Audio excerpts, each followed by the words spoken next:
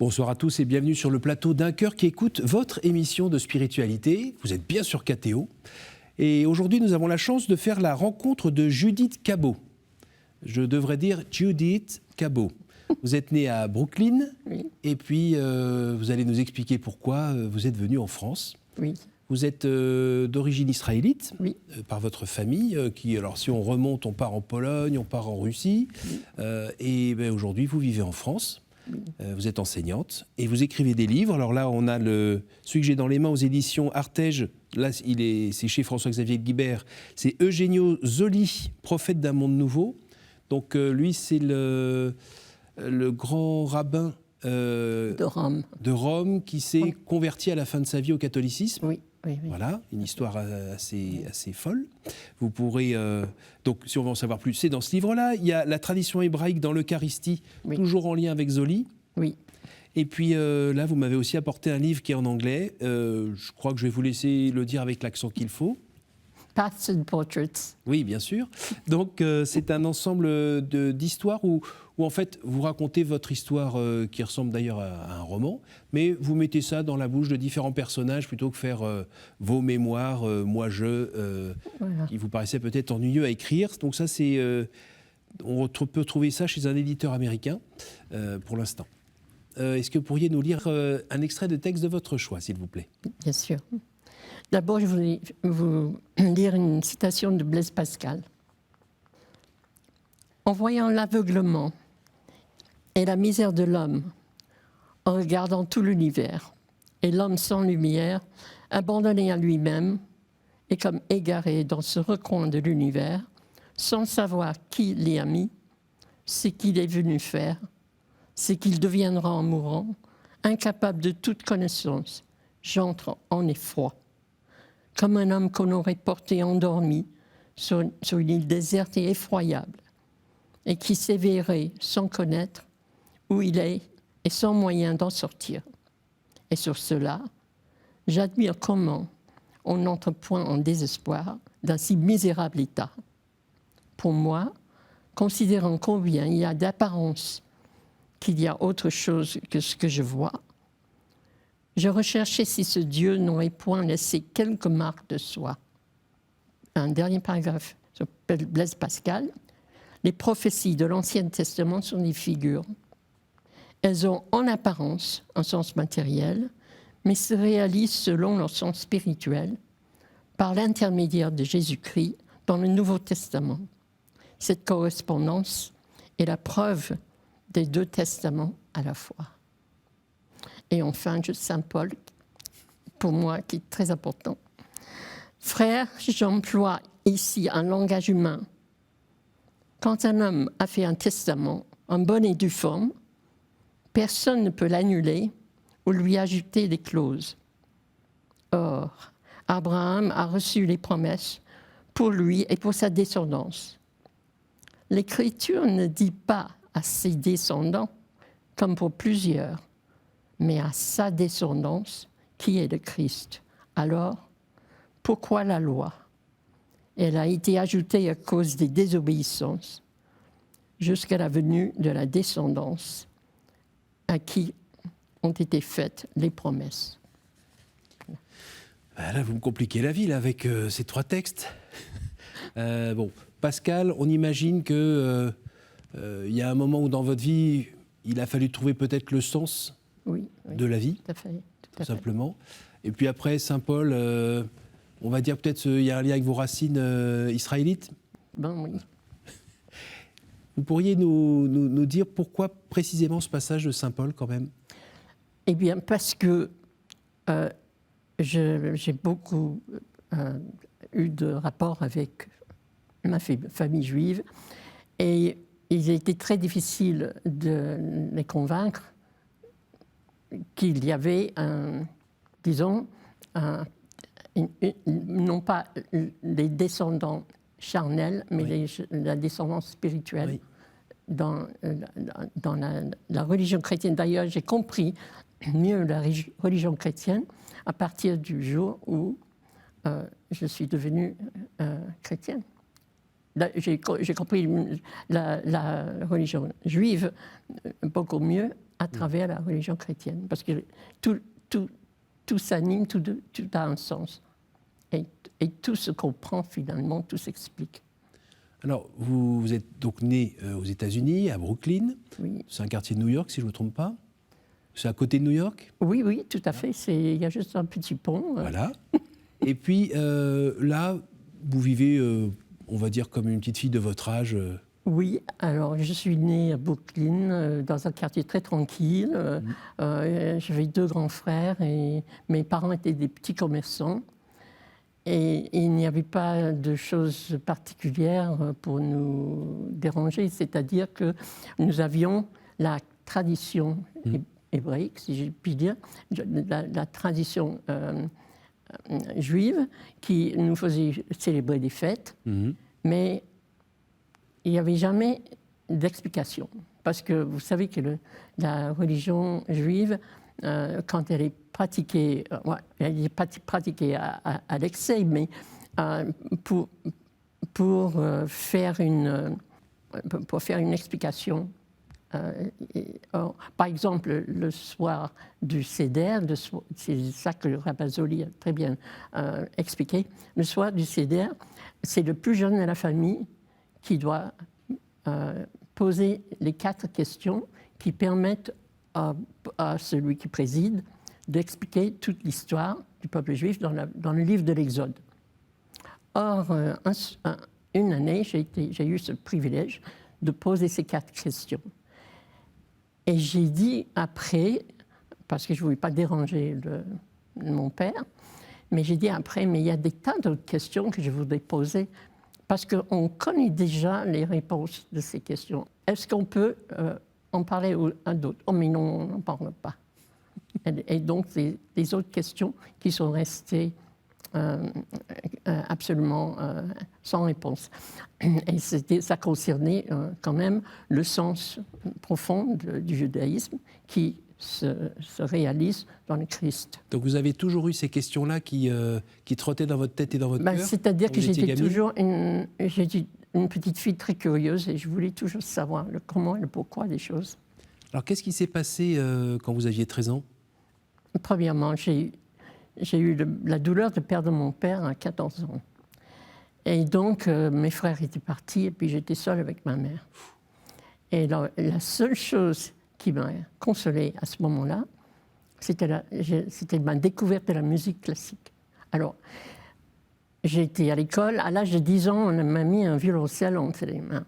Alors j'ai dit, c'est beau, c'est magnifique, je vais essayer de jouer. On a fait des tentatives de jouer du Mozart, mais enfin, vous savez qu'un amateur, mais juste le fait de jouer ensemble quelques notes qui s'harmonisaient, ça me mettait dans un état absolument extraordinaire. Et puis un jour, on m'a dit, vous pouvez auditionner pour l'Orchestre des jeunes de la ville de New York.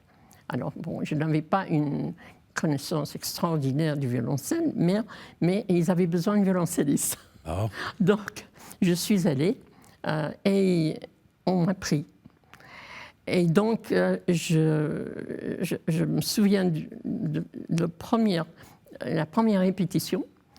Il y avait sur une scène, il y avait tout un orchestre de jeunes de la ville de New York, et puis quand même, il y avait des très bons, parce que c'était des futurs professionnels. Et puis moi, avec mon petit violoncelle, je suis arrivée là. Et puis, tout était en cours parce que j'avais eu du mal à trouver l'endroit, etc. Alors, je rentre avec mon violoncelle sur la scène. Je vais à la dernière place parce qu'il y avait juste une gentille personne qui m'a montré, voilà, un son de musique, etc. Tout d'un coup, je vois le chef d'orchestre qui était en train de parler avec force à tous ces musiciens. Tout d'un coup, il a levé les bras et puis il y avait une musique extraordinaire qui est sortie. C'était la 2e suite pour orchestre de Bach. Alors, j'avais jamais entendu parler de Bach de toute ma vie. Et c'était comme Dieu serait venu devant moi. La révélation. Voilà. C'était extraordinaire. Alors, je me rappelle, je ne pouvais pas jouer parce que je pleurais. Et au bout d'un moment, j'ai dit, bon, si je veux rester dans cet orchestre, il faut que je fasse un effort. Donc, j'ai fait de gros efforts, mais ça m'avait bouleversée. Et puis, je suis restée dans cet orchestre pendant 4 ans, parce que c'était tout mon high school que j'avais le droit de participer. Et donc, ce Dieu que vous avez rencontré à ce moment-là, c'était lequel? Ah ben c'était seulement la beauté à l'état abstrait, parce que je ne savais pas que c'était Dieu. Mais je me disais, si j'ai une telle réaction, une telle émotion, c'est qu'il doit y avoir autre chose dans ce monde que ce qu'on me propose, le fait de manger certaines choses, de ne pas manger d'autres. Oui, toutes les règles. Voilà, ce n'est pas possible qu'ayant fait des personnes capables d'écrire une musique pareille, eh bien, il doit y avoir autre chose. Et alors, quand est-ce que vous avez, et comment vous avez pu rencontrer l'auteur? Par la suite, j'ai fait mes études high school, et puis ensuite, à l'université de New York, mon rêve, c'était d'apprendre le français. Parce que le français, c'était la langue la plus musicale. Et puis, j'étais très profondément musicienne, sans vraiment être capable. Je n'étais pas une très bonne exécutante, mais j'étais pleine de musique. Et donc, j'ai suivi ces cours de français, et j'ai dit, mais ça, c'est le pays que je voudrais voir. Et il y avait une possibilité d'une 3e année universitaire qu'on pouvait passer dans un pays étranger. Et vous avez choisi la Sorbonne, alors? La Sorbonne, voilà.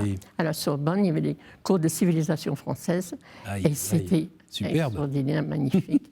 Et j'ai découvert des choses absolument uniques. Je ne savais rien. Vraiment, j'avais l'impression de sortir du bois. En tout cas, ce qui est arrivé, c'est qu'auparavant, quand j'étais aux États-Unis, j'avais quand même en cours de littérature, on avait quand même des grands auteurs, et j'avais déjà lu Blaise Pascal en anglais. Alors, en anglais, je pensais que je savais quelque chose sur Blaise Pascal. Et puis, arrivé en France, et voyant le contexte, et voyant toutes ces églises, et toutes ces cathédrales, et tous ces monuments extraordinaires, ça m'a beaucoup intéressée. Et j'ai relu Pascal, mais en français cette fois-ci. Et là, c'était la première rencontre, mais c'est une rencontre que j'appelle de lumière.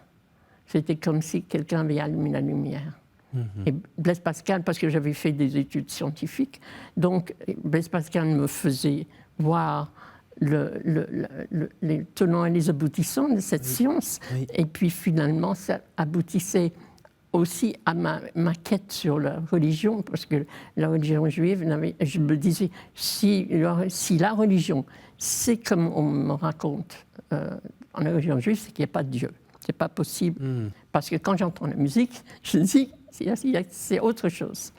Donc, alors, je suis arrivée sur... un soir, j'avais lu Pascal intensément, et j'avais rencontré un jeune homme qui allait devenir mon époux un an après. Mais alors, je lisais ce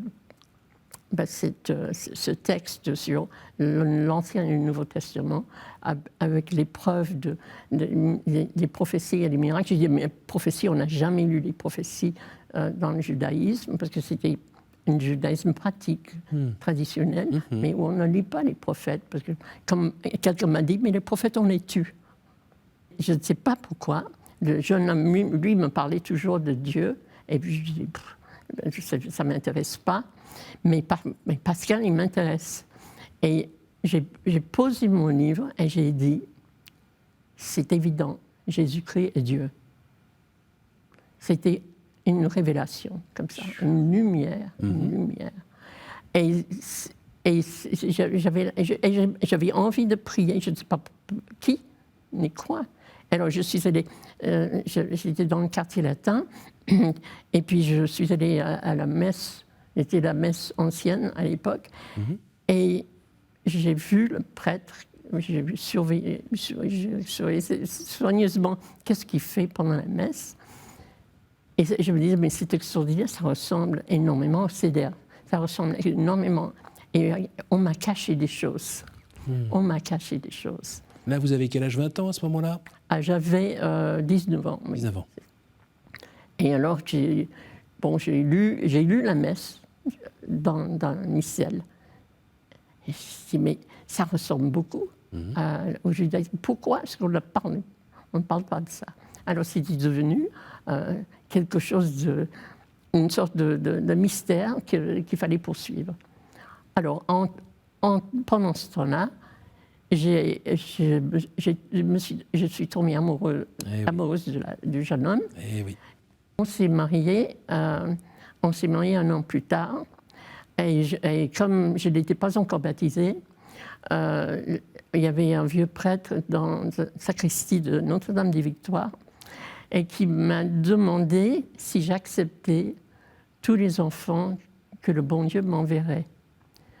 Et je l'ai regardé, mais alors étonnée, j'ai dit, mais je n'attends que ça. Et puis voilà, c'est ce qui est arrivé, parce qu'on s'est mariés, et bon, par les concours de circonstances, on s'est retrouvés en province, parce que mon mari avait hérité d'une propriété avec une ferme, et il a voulu apprendre à être agriculteur. Et moi, je dis, c'est formidable, l'agriculture, c'est magnifique. Alors, le jardin, j'ai commencé à m'occuper de différentes choses. Mais lui, s'occupait de vaches. Et chaque fois, je disais, mais on m'a dit que c'était terrible, c'était très dur. C'est vrai que c'est dur, mais c'est merveilleux. Vous avez eu combien d'enfants? 9. C'est ça. Voilà. Et donc, voilà. Alors, sur cette vie rurale qu'on avait adoptée, là, il y avait encore une rencontre qui s'est produite. Parce que c'était une chose inattendue. J'allais à une messe en semaine, parce que dans le village, il n'y avait pas beaucoup de messes. Et j'avais apporté une grande scie circulaire de mon mari pour le faire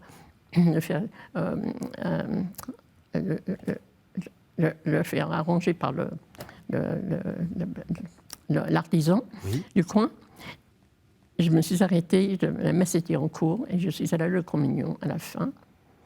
Et là, je ne dis pas, j'ai rencontré, mon âme a rencontré Dieu. Je n'ai pas vu, c'est comme si je le voyais.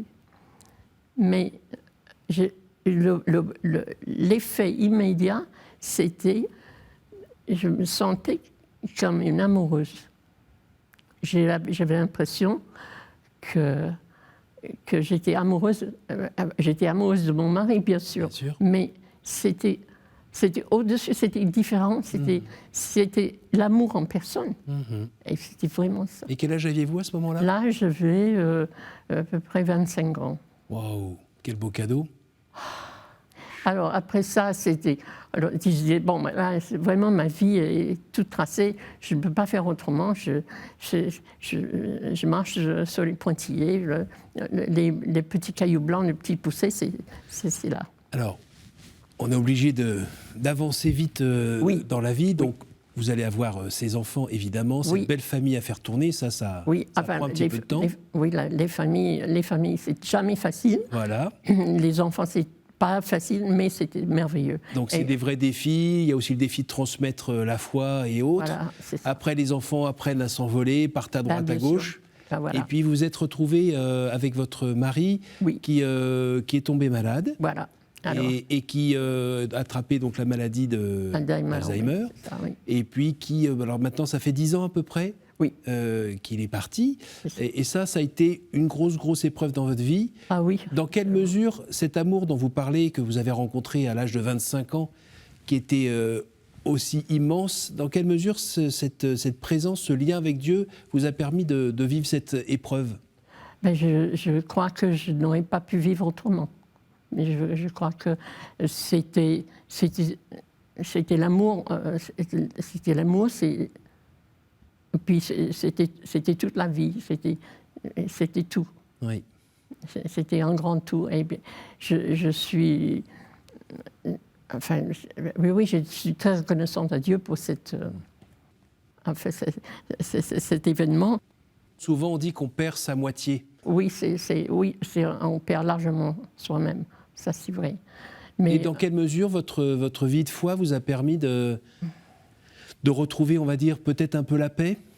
Oui, alors là, c'est maintenant qu'avec quelques années de distance, c'est plus facile à voir. Mais quand mon père est mort, je suis tombée dans une solitude, vraiment une solitude extrême. Et c'est pour ça que j'ai fait du bien et du mal, c'est-à-dire des bêtises à ce moment-là. Mais dans mon âge mûr, c'était pareil. Quand mon mari était parti, je suis retombée dans la solitude. Malgré les enfants? Malgré les enfants, parce que les enfants, ils ne m'appartiennent pas. Oui. Ils me consolent, ils me ravissent, mais ils ne sont pas à moi, ils sont à Dieu. Oui. Alors, cette solitude a été très intense pendant un certain temps, mais ça me permet de comprendre. C'est comme si, je pense à la montagne d'Isaïe, mais c'est comme si on me permettait d'aller monter un petit peu plus haut et de regarder en bas, voir que les choses sont petites. Et donc, tous mes soucis, mes préoccupations ne sont pas si importantes que ça.